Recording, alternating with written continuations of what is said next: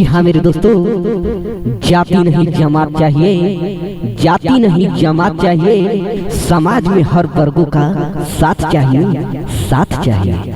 जी हाँ मेरे दोस्तों, हम सब मिलकर कर्मठ, सुयोग एवं क्रमशील उम्मीदवार आलो देवी को कर्म संख्या 3 कलम दवात पर बटन दबाना है और भारी मतों से विजयी बनाना है, विजयी बनाना है।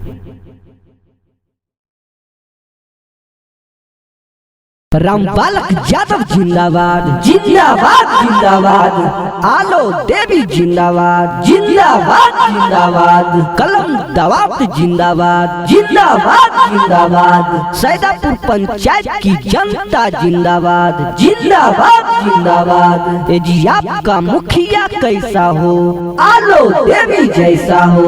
ए जी आपका बटन कहाँ दबेगा, कलम दवात जहाँ रहेगा। ए जी आपका बटन कहाँ दबेगा, क्रमांक संख्या 3 जहाँ रहेगा।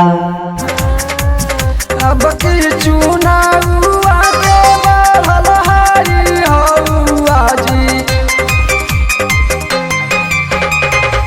अब की चुनाव आगे बढ़ल हारी हौआ जी। मोरे आलो देवी के जीताई हाजी चाचा, इनके मुखिया बनाई हाजी चाची। कलमा दवात छपाई ना करनी सनामा जी,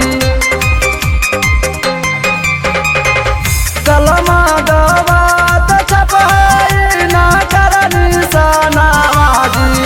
ओकरे पर बतना दबाई हाजी भैया, ओकरे पर बतना दबाई हाजी दीदी। ए जी आपका मुखिया कैसा हो, आलो देवी जैसा हो। ए जी आपका बटन कहाँ दबेगा, कलम दवात जहाँ रहेगा। ए जी आपका बटन कहाँ दबेगा, क्रमांक संख्या 3 जहाँ रहेगा। चोरबाई मानावा के फेरा में ना पड़ी हाजी, झूठा झूठा वादा के तू फेरा में ना पड़ी हाजी।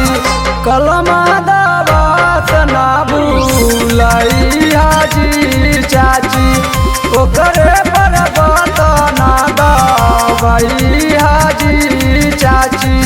गली गली घूमो हाकिम भैया रामबालक यादव, गली गली घूमो हाकिम भैया रामबालक यादव। भारी मत से विजयी बनाई हाजी चाची, उनके के मुखिया बनाई हाजी चाचा। ए जी आपका मुखिया कैसा हो, आलो देवी जैसा हो।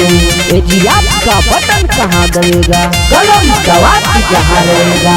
ए जी आपका बटन कहाँ दबेगा, क्रमांक संख्या 3 जहाँ रहेगा।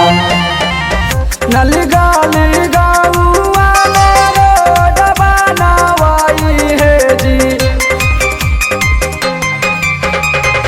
नलगाली गाउआ में रोड बनावाई है जी।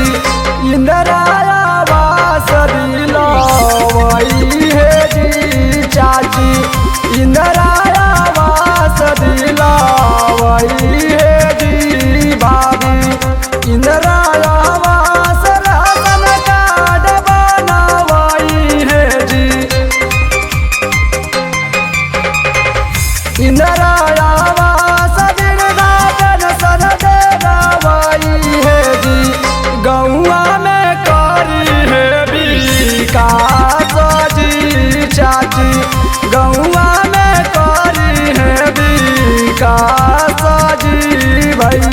रामबालक यादव जिंदाबाद जिंदाबाद जिंदाबाद आलो देवी जिंदाबाद जिंदाबाद जिंदाबाद कलम दवात जिंदाबाद जिंदाबाद जिंदाबाद सैदापुर पंचायत की जनता जिंदाबाद जिंदाबाद जिंदाबाद ए जी आपका मुखिया कैसा हो आलो देवी जैसा हो ए जी आपका बटन कहाँ दबेगा कलम दवात जहाँ रहेगा ए जी आपका बटन कहाँ दबेगा क्रमांक संख्या 3 जहाँ रहेगा।